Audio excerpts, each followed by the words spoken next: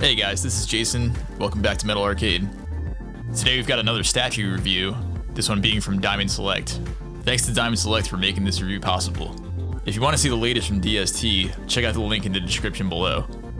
Diamond Select recently acquired the Mortal Kombat license, and they've already made some cool dioramas and busts featuring Sub-Zero, Scorpion, and Kitana. Even when it's inside the packaging, you can still see that this is a really cool statue. It has the typical Diamond Select packaging of windows on all sides as well as text on the back.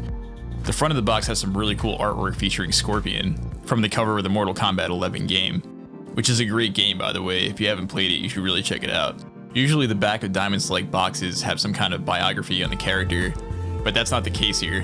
Instead it just says that Sub-Zero is based on his appearance in Mortal Kombat, although this particular design is really based off the classic suit from Mortal Kombat 1.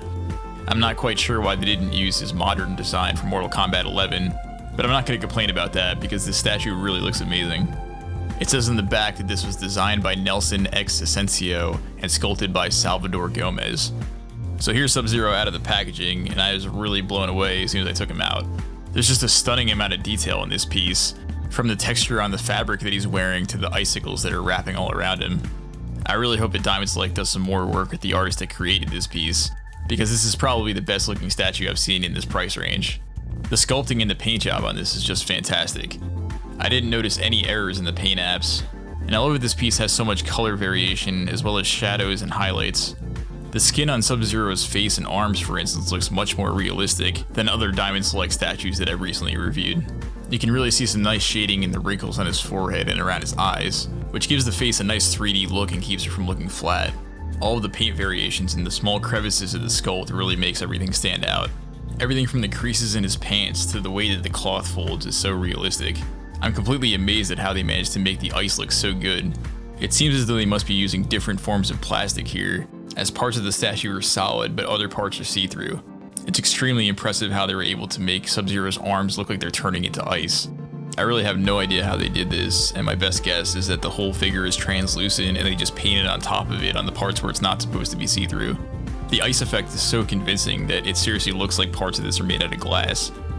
The base and all the ice particles have this really cool foggy, misty type of thing going on that almost makes it look like the base is emitting fog.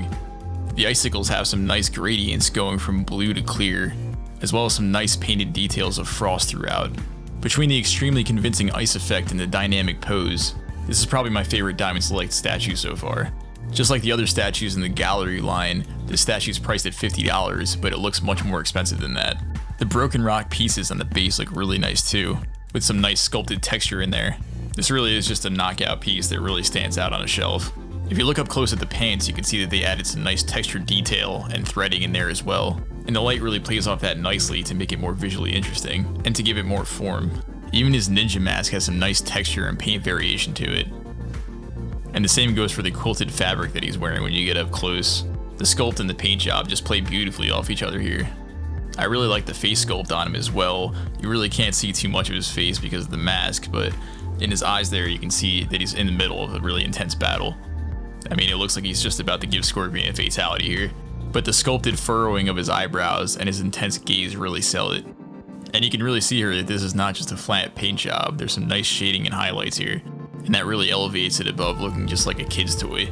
This piece really has a nice strong and expressive pose to it, and it reads really well from far away, but it has so much more detail when you get close up. Diamond Select has really hit it out of the park with this statue, and I know they have more PVC statues coming soon for Kitana and Scorpion, so I'm really excited to check those out. I can only imagine how badass the Scorpion is going to look next to this thing. And let me know in the comments below who your favorite Mortal Kombat character is and who you want to see next in this line.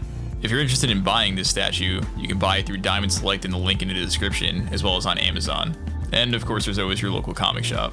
If you enjoyed this review, please give it a thumbs up and subscribe for more content like this in the future. I'll see you guys next time.